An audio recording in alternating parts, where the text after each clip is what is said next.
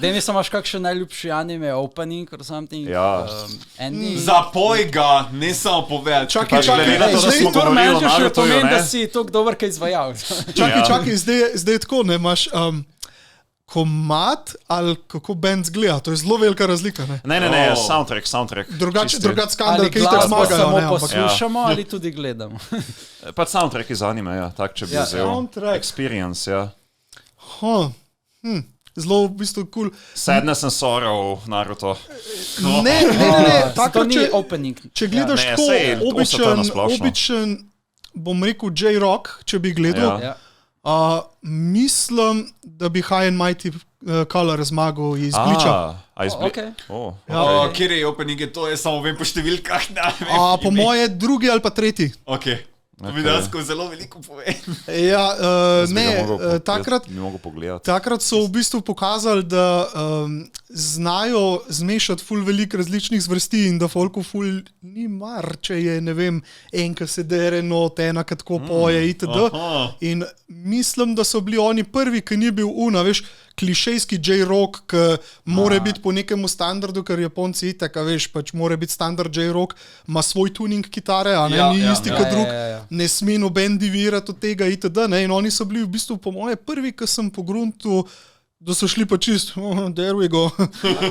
A imajo dejansko prav svoje role, tako kot ne vem, v K-pop bandih, ki je nekdo rapper, nekdo, vedno morajo imeti v vsakem komadu nek rap sequence, pa pol imajo refrain, pa pol imajo, ne vem, nekdo, ki je visual, whatever. The old nu metal branch, ki so vsi mogli biti neki ločeni, pa ne vem kaj. Vsak je nek svojo osebnost, zato tega lahko promovirajo. Ne, tega zdaj mislim, da ni več, ampak včasih so bili pa ful ločeni, ne, ampak to v bistvu ni to kazijsko, kot je tudi ameriško. Ne? To je res, ja. Zdaj, če pogledaš, zdaj so Linkin Park spet popularni, ki so dali nov komad ven, ne? Res. Jaz sem ostal pri Meteori, pa pri Hybrid Theory. Exactly Meteoro so zdaj izdali.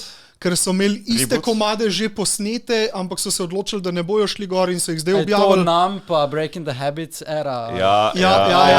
In glih zaradi tega. Era, se spet da povežemo z anime, ne, teho, kaj so že bili, AMV-ji, ali kaj? AMV-ji ste ravno so muziko pokazali, se nič druga nisi vel. Linkin Park je. Tako sem prišel jaz do Linkin Parka. Linkin Park bi mogel ker sem gledal, ne vem, nam pod kakega Dragon Balla, pač AMV-s. Linkin Park je probably 50krat bolj popularen se Ja, ampak oni so tudi embraceali to, ne? Ja, valjda. Oni so tudi imeli potem, z Gundamom so imeli pogodbo in tako, ne? Delali so, mislim, da imeli so music video, ki je bil pač animiran, prav, Japonci so ga animirali. Ja, pa zdaj ta nov, ki pač pevca ni več, je tudi animiran, ampak je AI generated iz Japonske. A ja, seveda. Ja, to je se še slovenski AMV, se še jaz delal takrat včasih. Ja, sej to. Sidartinih komadov. A veš. Največja fora je bilo. Čak, je to še obstaja. Sazas ignorirajte. Ko sem delal Male roke, pa Tokyo Magnitude sem slišal. Veš, kaj bila največja fora? Prvi 3 epizode Tokyo Magnitude so bile predvajane. Sem z tistih 3 naredil video. In v 3 epizode video game, right? Sem spoilil serijo dobesedno. Ker sploh še nisem vedel konca in sem spoilil z komadom, mislim, za mojem serijo. Tokyo Magnitude ima drugače dober soundtrack. To se še vedno menimo o času, ko še ni bilo YouTubea, teda si mogel na nekih obscure spletnih straneh najti. A smo to zdaj mule pa z LimeWire vekal slučajno dole. So imeli svoje spletne strani, za Dragon Ball Z, pa ne vem kaj. Včasih za AMV obstajala spletna stran.